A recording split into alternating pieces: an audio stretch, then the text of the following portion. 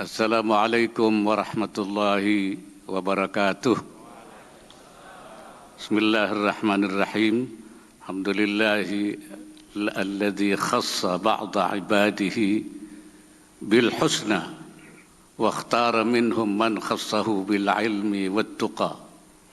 Wassalatu wassalamu ala sayyidina wa maulana Muhammadin nabiyyihil mustafa wa waliyihil mujtaba وعلى آله وأصحابه مفاتيح الهدى ومصابيح الدجى أهل الصدق والوفاء علماءنا الكرام ومشايخنا الأفاضل yang saya hormati Bapak Haji Ahmad Muzani, Ketua MPR RI.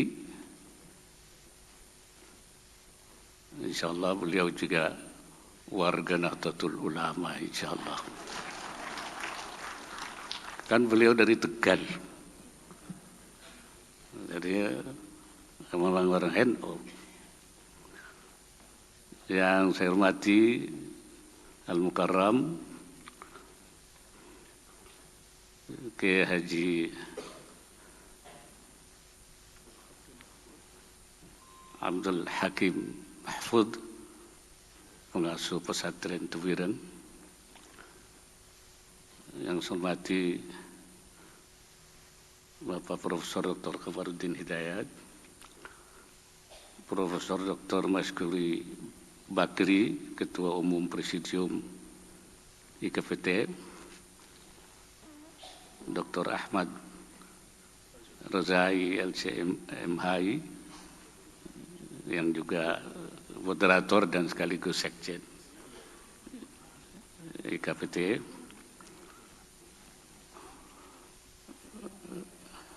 yang saya hormati Ibu Kiai Haji Mahfud, Kiai Abdul Hakim Mahfud, dan seluruh keluarga Tuwiren, Bu Nyai Farida, para pengurus wilayah Nahdlatul Ulama, percabang Nahdlatul Ulama, dan seluruh keluarga IKPT. Saya sebenarnya kurang sehat, belum sehat, tapi karena yang mengundang IKPT, saya sebagai alumni sam'an wa ta'atan. Saya ini alumni yang pertama jadi wakil presiden Republik Indonesia. Waktu saya nyantri, saya bukan yang terbaik, bukan yang terpinter, tapi saya bisa jadi wakil presiden. Ini keramatnya Mbah Hasyim Asy'ari ini. Mudah-mudahan besok ada lagi satu Tuwiren yang jadi wakil presiden. Amin, amin. Bahkan jadi presiden. Insya Allah. Amin. Iya, amin, insya Allah. Jadi saya diminta pandangan NU, Nahdlatul Ulama, tentang moderasi beragama, kebangsaan, keumatan. Saya lebih dulu ingin masuk kepada NU itu organisasi apa sebenarnya itu? Seperti apa NU itu?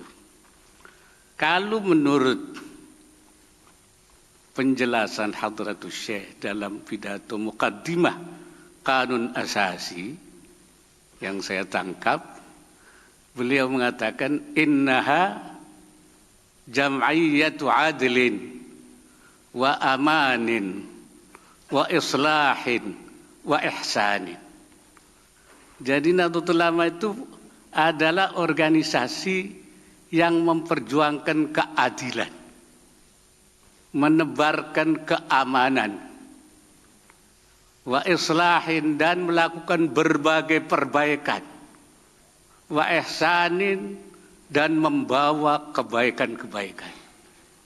Jadi NU itu bukan sekedar kumpul-kumpul, tapi punya gerakan yang besar sekali, menyangkut semua aspek. Baik menyangkut masalah diniyatan, masalah keagamaan, wajtima'iyatan, dan juga kemasyarakatan, politik, ekonomi, sosial, pendidikan, dan budaya. Dan menyangkut semua dimensi.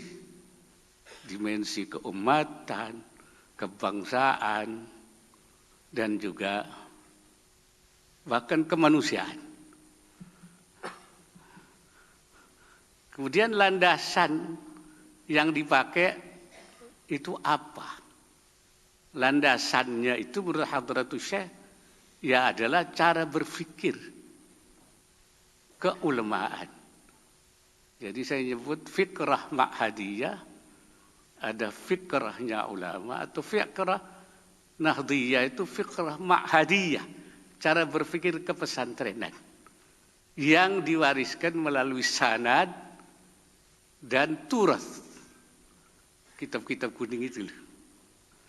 Itu saya tangkap dari pengantar beliau juga, muqaddimah beliau Hadratus Syekh terhadap kanun asasi yang mengatakan fa ya ayyuhal ulama wasadatul atqiya min ahli sunnati wal jamaah ahli madzahibil a'immatil arba'ah antum qad akhadtumul uluma mimman qablakum wa man qablakum mimman qablahu bittisalis sanadi ilaikum wa tanzuruna amman ta'khuduna dinakum fa antum khazanatuha wa abwabuha wa la ta'tul buyuta illa min abwabiha faman ataha min ghairi abwabiha summiya sariqan wa inna qauman qad khadu biharal fitani wa akhadhu bil bid'ah duna sunan wa arazal mu'minuna al muhaqqiquna aktsarahum wa tasaddaqa al mubtadi'una as-sariquna kullahum faqallabul haqa'iq wa ankarul ma'ruf wa arraful munkara yad'una ila kitabillah wa laisa minhu fi syai'. Ini pidato beliau. Jadi kalau kita terjemahkan itu, wahai para ulama dan para pemimpin yang bertakwa di kalangan Ahlussunnah wal Jamaah dan keluarga mazhab 4, Anda sekalian telah menimba ilmu-ilmu dari orang sebelum Anda, orang yang sebelum Anda menimba dari orang yang sebelum mereka dengan jalan sanad. Ya, sanad ini ilmu yang bersambung sampai kepada Anda sekalian. Dan Anda sekalian selalu meneliti dari siapa Anda menimba ilmu agama Anda itu. Maka dengan demikian Anda sekalian penjaga-penjaga ilmu dan pintu gerbang ilmu. Rumah-rumah tidak dimasuki kecuali dari pintunya. Siapa yang memasukinya tidak lewat pintunya disebut sebagai pencuri.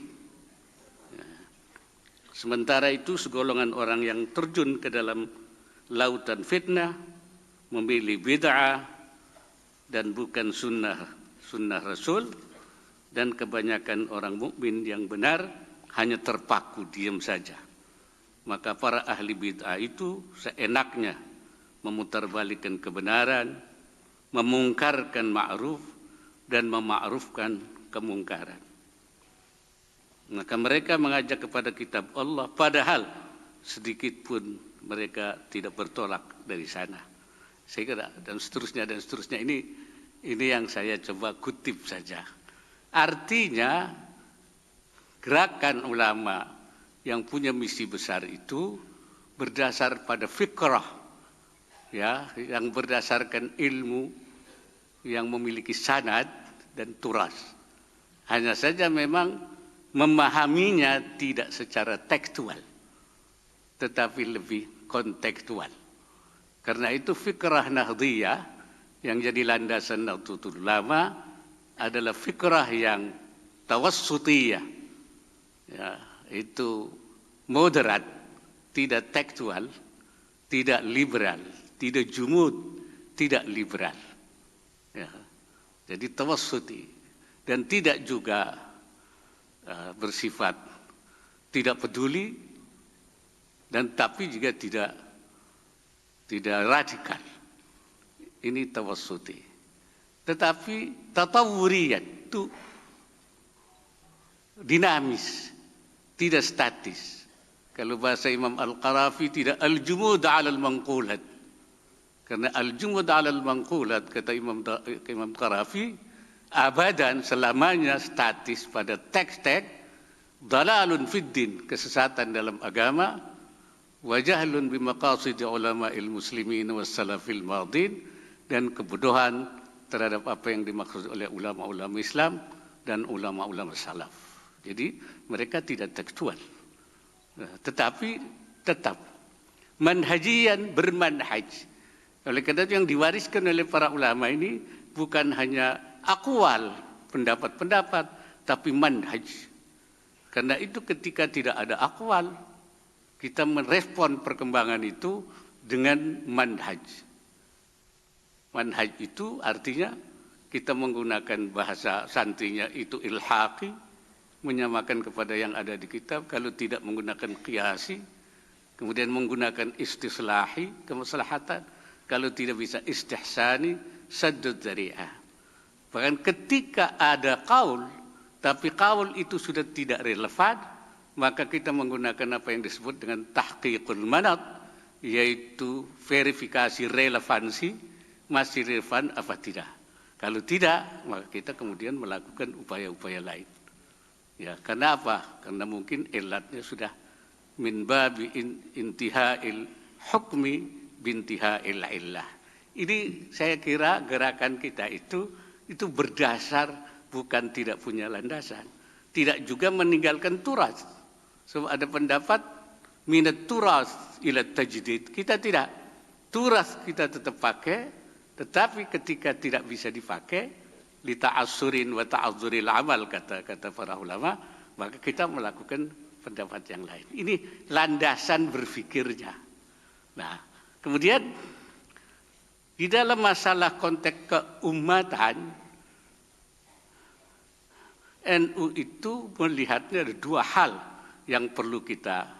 Pertama namanya himayatan, menjaga umat, himayatul ummah. Yang kedua adalah taqwiyatul ummah. Himayatul ummah itu menjaga umat dari apa? Dari cara berpikir yang menyimpang tadi, yang di luar Ahlussunnah wal Jamaah itu. Anil afkaril munharifah wa anil afhamil munharifah. Ya, baik itu kembali kepada tekstualis, terlalu tekstualis jumud, ataupun dia sudah kehilangan akarnya menjadi liberal. Jadi dua kutub ini. Maka kita kepada cara-cara yang i'tidal, yang tawassuti, atau yang kita sebut sekarang namanya Islam wasatiyah, Islam yang rahmatan lil alamin. Ini menjaga umat supaya dalam konteks, dalam koridor rahmatan lil alamin. Yang kedua, taqwiyatul ummah itu membangun, melakukan penguatan umat, empowering. Makanya di dalam Qanun Asasi ada usaha-usaha. Pertama itu tentu pendidikan. Nah, pendidikan yang harus kita bangun sekarang itu ada dua.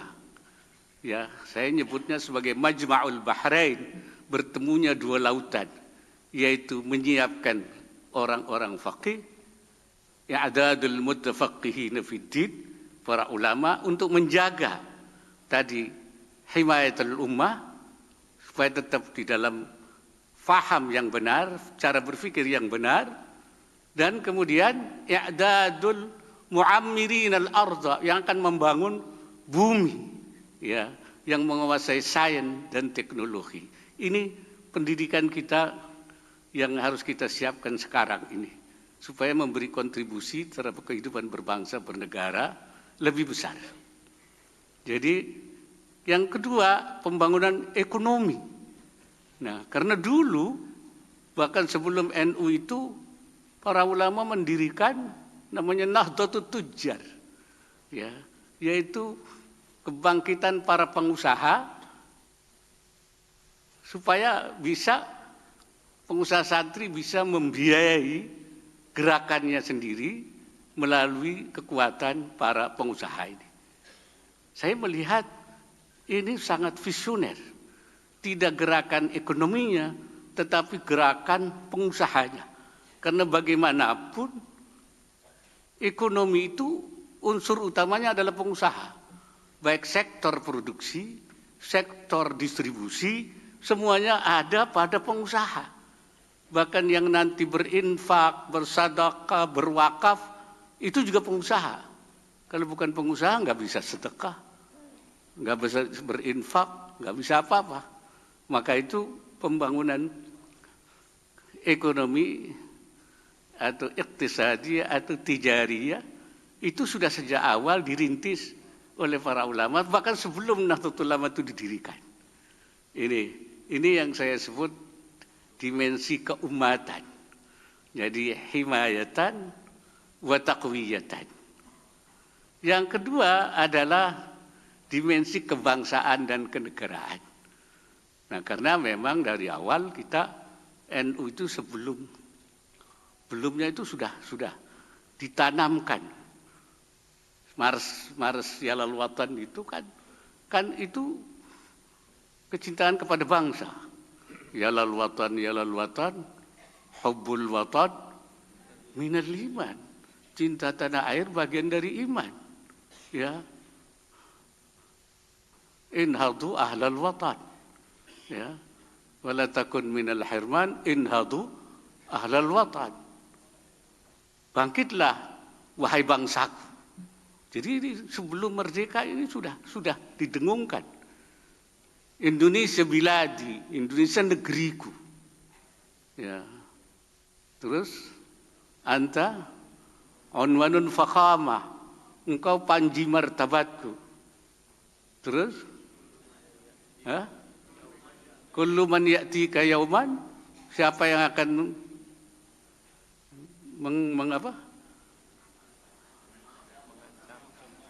mengancammu kan binasa di bawah dulimu. Jadi ini ancaman dan pembelaan terhadap negara. Cuman dulu dilakukannya pakai bahasa Arab. Sehingga orang Belanda nggak tahu itu. Kalau tahu ditangkepin semua itu orang itu. Tetapi intinya adalah gerakan kebangsaan. Jadi ini sudah. Dan sebelumnya kita nyebutnya, sebelum NU didirikan, gerakan ulama itu nyebutnya Nahdlatul Watan. Kebangkitan tanah air. Maka lagunya juga Yalal Watan yang dikembangkan itu. Bahkan ketika Indonesia baru merdeka, ketika tentara belum terkonsolidasi, polisi belum terkonsolidasi, datang nikah kembali pada tanggal 22 Oktober, maka Hadratus Syekh Hasyim Asy'ari selaku Ar-Raisul Akbar membuat fatwa jihad yang kemudian jadi Hari Santri Nasional. Ini kita tidak tahu andai kata itu tidak ada fatwa jihadnya Hadratus Syekh. Bahkan itu menginspirasi lahirnya Perang 10 November. Ini bagian daripada gerakan kebangsaan Nahdlatul Ulama. Karena itu maka gerakan kebangsaan ini menurut saya ada dua yang kita kembangkan. Satu namanya Hifdzal Watan, menjaga tanah air. Yang kedua adalah Imaratul Watan, memamurkan negara ini. Nah, bahkan ada ulama yang berpendapat Hifdzul Watan bagian dari Maqasidus Syariah, Maqasidul Kubra li Syariatil Islamiyah. Kan ada 5 hifdzu itu. Hifdzuddin, hifdzul nafas, menjaga agama, menjaga jiwa, hifdzul akal, menjaga akal, hifdzul mal, menjaga harta, kemudian hifdzul nasal menjaga keturunan. Ini yang disebut maqasidus syariah. Tujuan besar syariah itu 5 itu. Tetapi kemudian dikembangkan hifzul watan, menjaga tanah air. Ya. Jadi bisa saja maqasidus syariah dari mabadi khamsah menjadi mabadi sittah. Karena pentingnya, karena dengan menjaga tanah air, agama terjaga, jiwa terjaga, harta terjaga, keturunan terjaga. Jadi bahkan ada yang nambah hifdzul amni wassalam, menjaga keamanan dan kedamaian di dunia ini. Itu juga disebut sebagai maqasidus syariah. Bahkan belakangan dikembangkan lagi hifdzul bi'ah, menjaga lingkungan. Jadi bisa saja dari 5, saya pernah diskusi dengan Syekhul Azhar tentang kemungkinan pengembangan maqasidus syariah itu menjadi tidak saja 5, tapi 6, 7, bahkan 8. Beliau setuju. Itu. Ini saya kira itu. Yang kedua, imaratul watan. Jadi menjaga tanah air itu dari segala macam yang melakukan pengerusakan. Bisa dari dalam maupun dari luar, menjaga kerukunan. Ya. Maka saya dulu mengembangkan menjaga kerukunan itu paling tidak ada 4 bingkai kerukunan yang harus kita jaga itu. Bingkai apa? Pertama itu bingkai politis. Bingkai politis itu menjaga komitmen kebangsaan kita. 4 pilar itu. 4 pilar itu adalah bingkai politis. Secara konstitusi sudah selesai, sudah diputuskan. Tetapi secara implementatif pelaksanaannya di lapangan masih perlu, ya masih ada yang belum komitmen terhadap 4 pilar kebangsaan ini. Ini saya nyebutnya sebagai al-mitsaqul watani, kesepakatan nasional, konsensus nasional, ya, al-mitsaqul watani yang harus kita jaga terus. Ya, itu. Jadi secara implementasi masih, makanya MPR terus melakukan sosialisasi terus terhadap 4 pilar ini. Ya, karena memang secara implementasinya masih perlu dikembangkan. Yang kedua, aspek bingkai yuridis. Aturan-aturan itu jangan sampai justru tidak menjaga kerukunan. Adanya diskriminatif, baik dalam batang tubuh aturannya, yuridisnya, maupun dalam rangka implementasi kebijakan-kebijakan yang ditempuh. Dan yang ketiga itu bingkai sosiologis. Saya nyebutnya local wisdom, yaitu kearifan lokal. Ternyata di Indonesia itu punya banyak kearifan lokal, local wisdom. Di Sumatera Utara ada namanya Dalian Notolu, 3 tungku itu.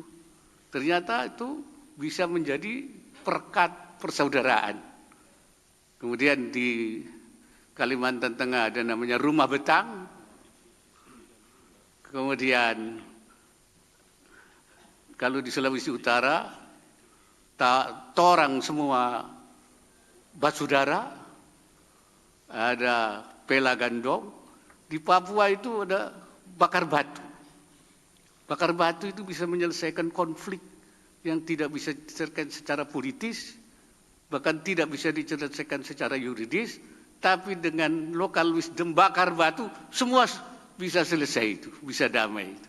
Nah, ini namanya bingkai sosiologis berupa local wisdom. Dan yang keempat, bingkai teologis. Nah, ini teologi inilah yang kita kembangkan di NU itu, yaitu teologi kerukunan. Kerukunan. Karena itu di dalam kita membangun, kita diperintah dakwah, semua agama berdakwah. Tapi bagaimana menggunakan narasi-narasi kerukunan, bukan narasi konflik. Ya, ini makanya itu kita hindari, jangan sampai ada pendai-pendai kelompok al-Makkiyun itu.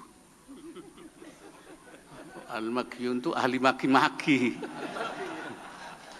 Nah, itu tidak membawa kerukunan tuh. Itu namanya narasi konflik. Ini 4 bingkai ini penting dalam masalah kerukunan. Lalu jangan sampai ada Al-Makkiyun itu. Nah, tentang imaratul watan, ini kita perintah agama. Wa ansya'akum minal ardi wasta'barakum fiha. Allah menjadikan kamu dari bumi dan kemudian memerintahkan kamu, kallafakum bi'imaratiha, supaya kita bertanggung jawab tentang memakmurkan. Memakmurkan bumi itu menurut pandangan ulama itu ada 2. Antubqiyas salihah ala salahihi, supaya menjaga yang baik itu dalam kebaikannya dijaga, wala tatadakhal bima yufsidu, dan tidak melakukan yang merusak. Jadi menjaga yang baik, tetap baik, dan tidak melakukan pengerusakan. Yang keduanya yaitu wa antazidas salihah salahat, menambah yang baik menjadi lebih baik.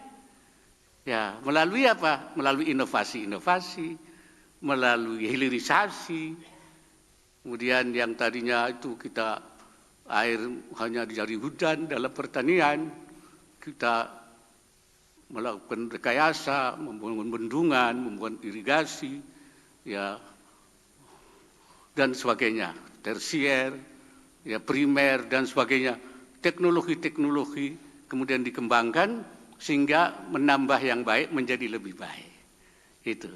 Dan Allah sudah memberikan kita, Indonesia banyak diberi. Ulama menyebutnya itu sumber daya alam. Itu muqawwamatul hayat namanya itu, yaitu mata pencarian itu sudah disiapkan. Di atas tanah ada, di dalam tanah ada tambang. Tambang ini sebenarnya muqawwamatul hayat tuh. Tapi hati-hati sama tambang itu ya. Hati-hati gitu. Jangan sampai kita kena jerat tambang. Jangan rebutan tambang. Wah, NU itu sudah punya tambang sendiri itu.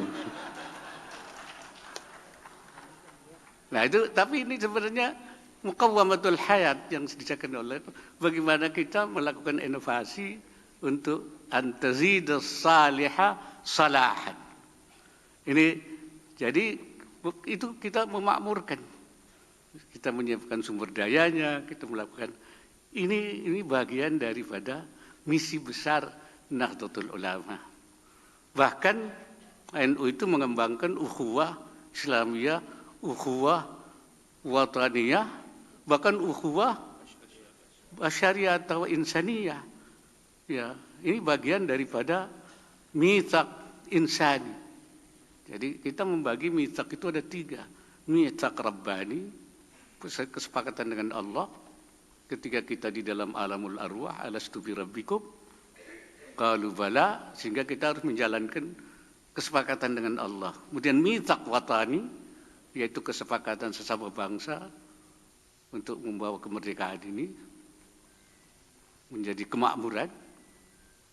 Kemudian juga mitsaq insani. Jadi dimensi-dimensi ini. Ini saya kira tugas seperti dikatakan Hadratus Syekh.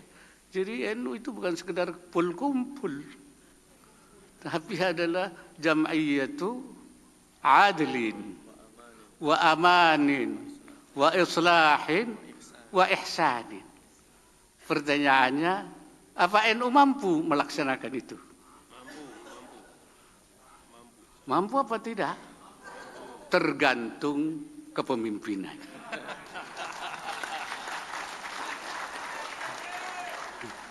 Kalau pimpinannya tengkar melulu mana bisa, itu enggak mungkin.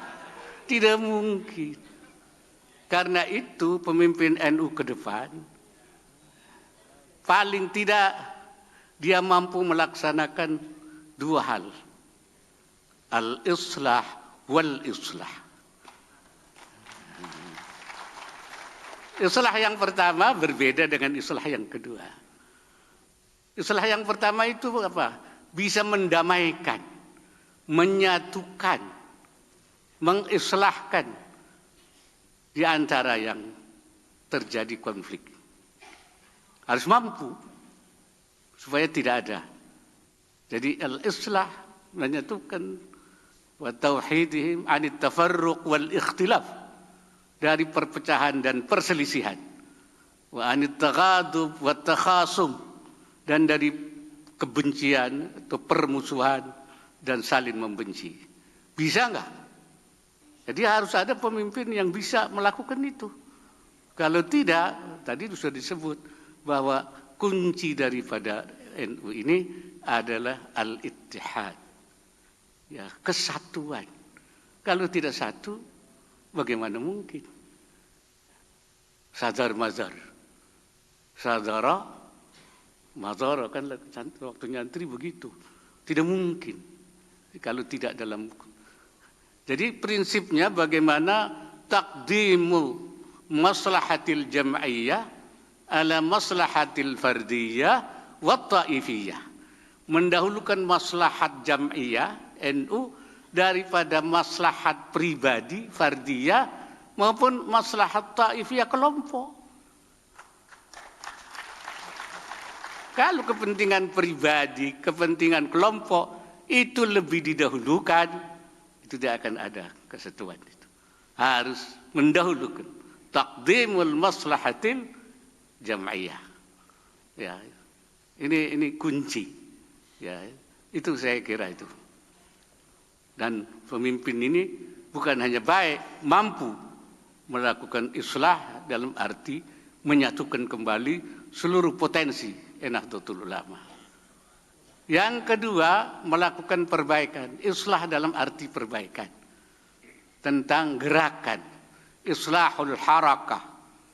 Gerakannya harus diperbaiki supaya gerakannya itu berdasar pada fikrah nahdiyah, berdasarkan pada manhaj nahdi, sehingga gerakannya menjadi harakah nahdiyah. Tapi kalau fikrahnya fikrah fulaniyah, manhajnya manhaj fulaniyah, maka harakahnya menjadi harakah fulaniyah. Kacau itu. Itu tidak sesuai dengan kanun asasi, itu sudah khuruj anil khittah namanya itu. Itu saya kira yang pertama, tashihul harakah. Mampu, harus pemimpin ke depan mampu meluruskan, mentashihil harakah. Yang kedua, tansyitul harakah, menggiatkan, memperbesar volume-volumenya di semua tingkatan, dari PB sampai ke mentasjid, sehingga gerakan-gerakannya baik yang menyangkut keumatan, menyangkut kebangsaan, menyangkut kemanusiaan, dan juga pada dimensi-dimensi yang menyangkut keagamaan, kemasyarakatan, politik, ekonomi, sosial, pendidikan dan budaya, ini menjadi gerakan yang nasyat, gerak, ya. Dan itu Nahdlatul Ulama. Kalau enggak namanya sukutul ulama. Wala takunu minas sakitin. Jangan jadi orang sakit semua. Sakit Arabiyatan, wasakit Indonesiatan. Jadi jadi bagaimana ini menyatukan dan menghidupkan tashih wa tansyid. Jadi kuncinya saya itu. Jadi kuncinya hanya dua kata saja. Pemimpin ke depan harus pemimpin yang mampu melakukan al-islah wal islah. Kemudian juga mengubah dari kuantitas ke kualitas. Jadi NU ini jangan hanya kuantitas, tapi juga kualitas. Maka saya menyebutnya ke depan ini kita harus membangun ber-NU ala basirah, bukan ala bisyarah.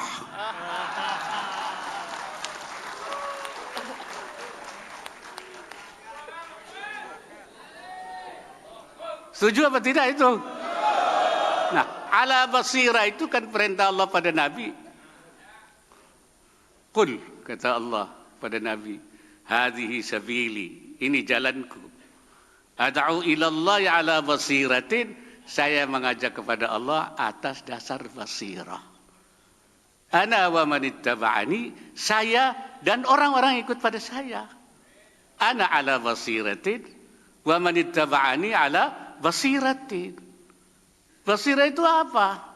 Basirah itu kata Syekh Nawawi Al-Bantani ala hujjatin wadihatin ghairi amya, atas dasar alasan yang kuat. Kenapa dia ber-NU? Dia alasannya kuat, landasannya kuat. Ghairi amya, tidak buta. Jadi NU-nya bukan hanya karena dia ikut guru, ikut orang tua, ikut teman, jadi ikut-ikutan saja. Nah, kalau ikut-ikutan ini tidak yakin dia, ikut saja. Ketika yang diikuti itu belok, ikut juga belok dia. Mulai ditahwil namanya, mulai dibelokkan. Nah inilah, karena itu harus ala basiratin. Ala basiratin itu dia faham fikrahnya, dia faham manhajnya, dia faham harokahnya, faham fikrah nahdiyah, faham manhaj nahdi, dan faham harakah nahdiyahnya. Itu ala basiratin. Jadi saya kira itu kualitas. Maka itu minimal pengurus dari PB, wilayah, cabang, anak cabang, semuanya harus ber-NU ala basiratin, jangan ala isyarat. Wallahu a'lam bishawab. Wallahu muwaffiq ila aqwamit thariq. Assalamualaikum warahmatullahi wabarakatuh.